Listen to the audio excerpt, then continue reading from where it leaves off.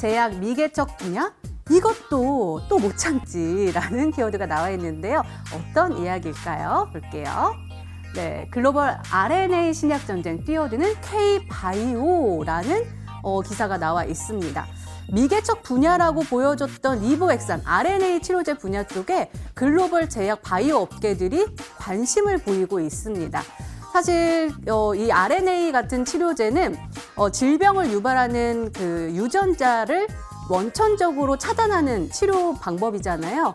굉장히 혁신적이긴 하지만 덩치가 워낙에 크기 때문에 세포 안에 어떻게 침투를 시키느냐가 가장 큰 과제였는데 이번에 코로나19 mRNA 백신이 상용화에 성공을 하면서 이번에 이렇게 다시 한번 치료제 개발이 본격화되고 있는 상황입니다.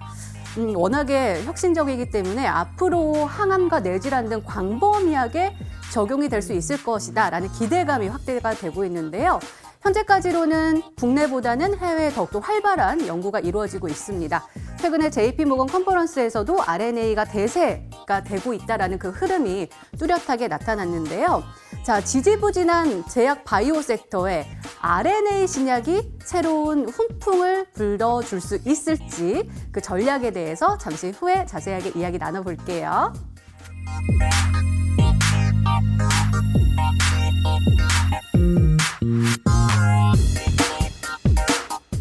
그러게요. RNA가 사실은 굉장히 혁신적인 건 알지만 어떻게 상용화를 시키냐가 굉장히 큰 과제였는데 이번에 이제 mRNA, 코로나19가 오히려 기폭제가 돼가지고 더욱더 개발의 속도를 내고 있습니다. 그렇다면 지금 현재 우리 제약 바이오 섹터가 굉장히 힘든 상황이거든요. 이번에 RNA 개발 이런 이슈들이 또 다른 모멘텀으로 다시 한번 반격을 시도할 수 있는 계기가 될 수 있을지 또 궁금한데요. 물론입니다.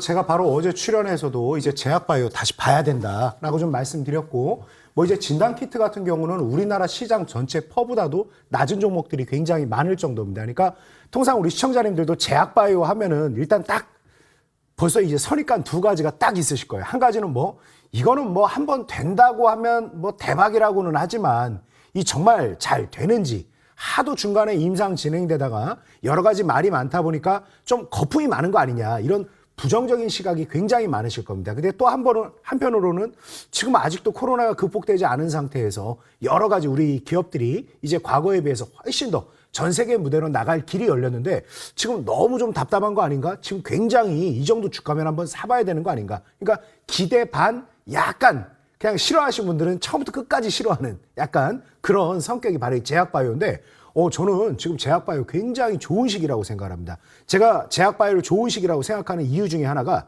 최근에 정말 많은 종목들이 빠졌고 시장이 위축되다 보니까 오늘 같은 날 대형 전기전자도 몇 %씩 빠졌지 않습니까? 근데 지금 시장이 일단은 경기가 둔화되는 거 아니냐. 그러니까 경기 지수가 계속해서 좋아지는 걸로 볼 것이냐 아니면 경기가 좀 둔화되는 걸로 볼 것이냐. 근데 경기가 둔화되는 상태에서 시중에 유동성이 많단 말이에요. 그러면 인플레이션이 쫙 올라온단 말이에요. 그러면 이 인플레이션이 나중에 부작용이 워낙 크다 보니까 실물 경기가 아직 회복이 덜 됐다 하더라도 금리를 올릴 수밖에 없는 거예요. 그러니까 연준에서도 계속 매파적인 발언이 나오면서 우리 시장을 좀 힘들게 했고, 우리 한국은행에서도 최근에 금리를 올렸던 부분도 거기서 끝나는 게 아니라 아직도 별로 올린 거라고 생각하지 않는다는 이 뉘앙스가 굉장히 중요하다고 하지 않았습니까? 그러니까 경기는 나쁜 데다가 이제 금리를 올리는 상태가 되다 보니까 이제 어떻게 보면은 성장형 섹터에 있는 종목들은 조금 시장의 장밋빛 전망, 시장의 긍정적인 분위기를 좀 먹고 산다고 해도 과언이 아닌데 굉장히 자금이 많이 빠져나갈 수밖에 없었죠. 근데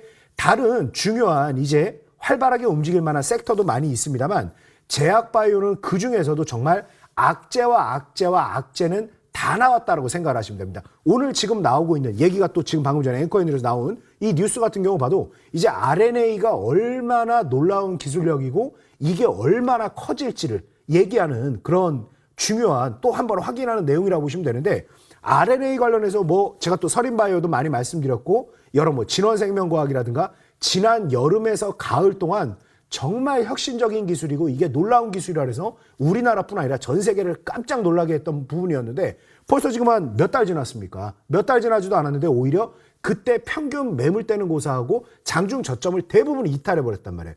거기다가 또 최근에 신라젠 사태, 이건 제가 말을 아끼겠습니다. 괜히 또 이게 뭐 너무 민감한 부분이니까 뭐 신라젠에 대해서는 말하지 않겠지만 셀트리온 관련해서도 이거 회계 처리 과정에 문제 있는 거 아니냐. 이게 계열사에서 계열사로 이거 그 판매 진행하면서 재고 자산이 뭐 잘못된 거 아니냐. 이거 최근에 이거 감리 받고 있지 않습니까? 그래서 이런 부분들이 악재가 겹치고 겹치다 보니까 오히려 어떤 상황까지 나왔냐면 우리나라 시장 지금 현재 2,830선입니다만 퍼 밸류로 따졌을 때 이제 포워딩으로 따지냐 단기로 따지냐 좀 차이는 있겠지만 한 12배 잡으면 된단 말이에요. 근데 지금 랩지노믹스 같은 경우 퍼 밸류가 단기로 따졌을 때도 6.6배밖에 안 돼요.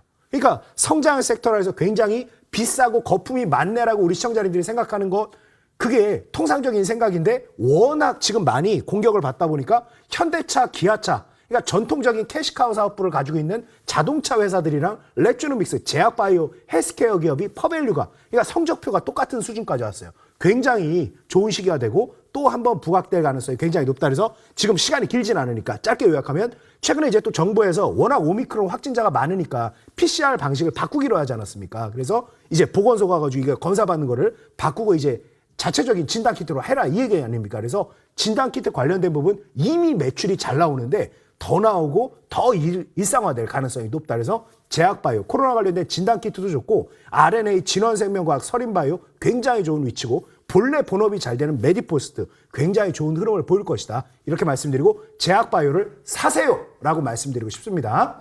사세요라고 강력하게 말씀해 주셨습니다. 잘 참고해 주세요.